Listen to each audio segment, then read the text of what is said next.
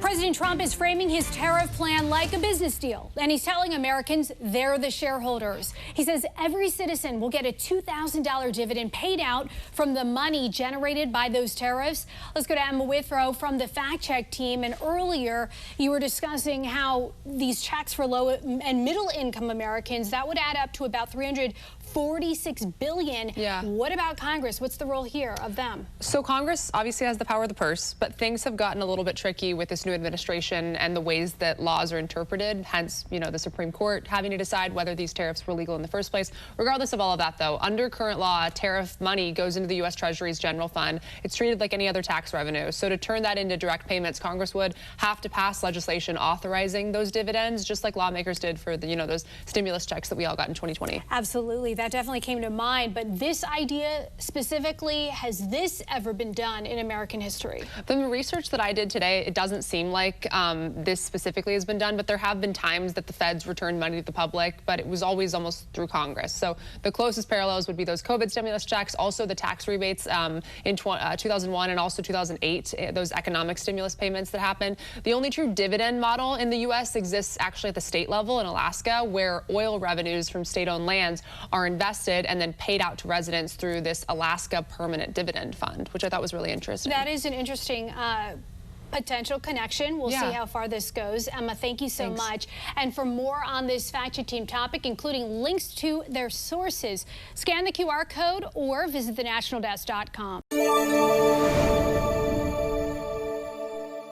I'm Atral Nashar in Washington. On Wednesday, the Supreme Court will hear arguments in a case that could undo almost all of the president's signature economic policy, tariffs. So far, lower courts have ruled that the president is overstepping his executive authority.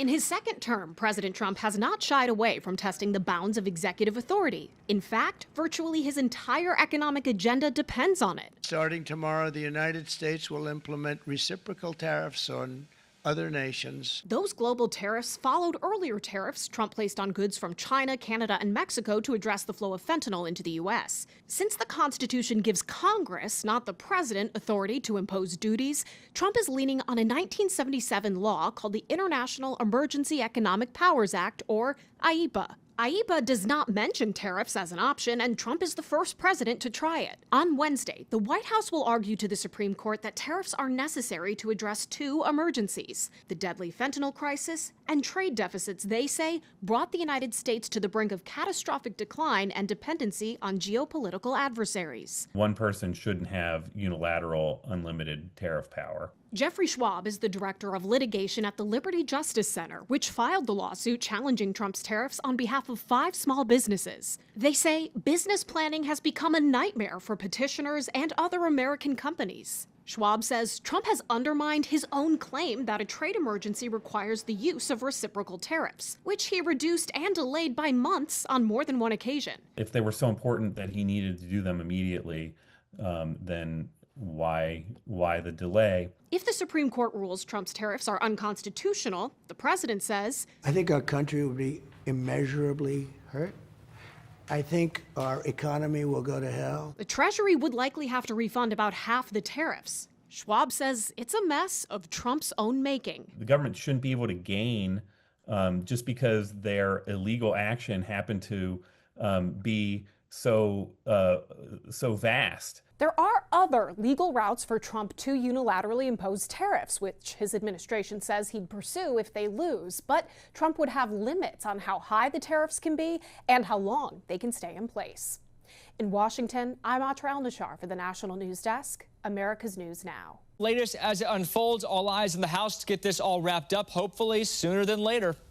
With an end in sight for the shutdown, President Trump also hoping to avoid any more roadblocks for his economic agenda. He did warn the U.S. could face an economic disaster if the Supreme Court rules against his trade policy, because the Treasury would have to pay back trillions of dollars in tariffs that it's already collected.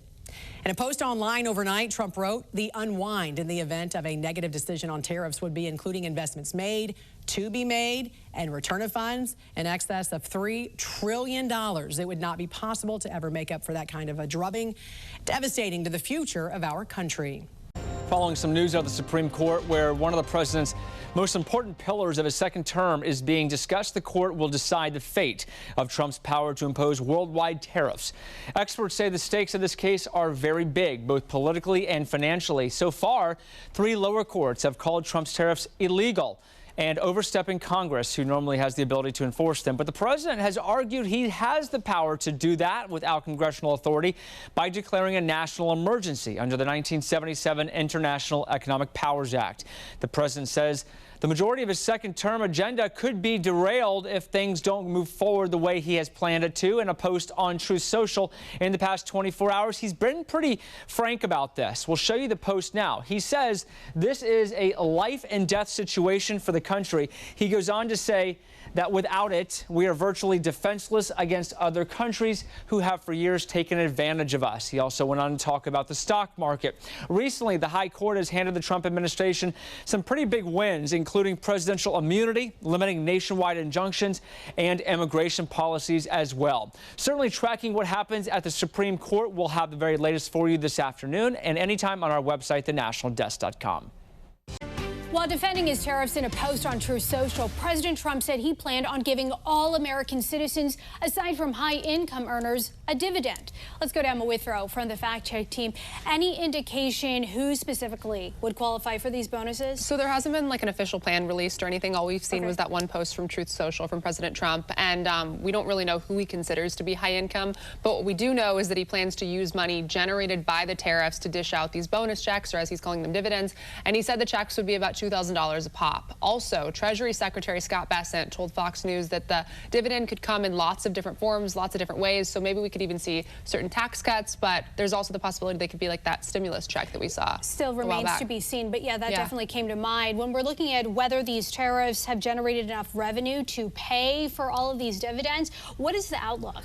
So at this point, it doesn't look like they would have the money or the means to do that right now, but potentially in the near future. So according to the Committee for a Responsible Budget, the tariffs generated around $195 billion in fiscal year 2025.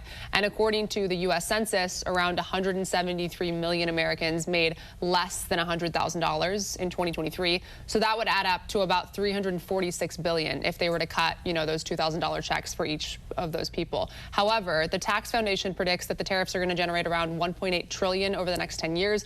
So in the future, it seems like there would be enough to cover those $2,000 dividends that Trump is suggesting. We're just going to have to wait and see how it all plays out, especially with the Supreme Court. Absolutely. That's a good point. Emma, thank you so much. A little later on, Emma will be back to dig into the legality of dividends being distributed to the American people and whether it's ever been done before.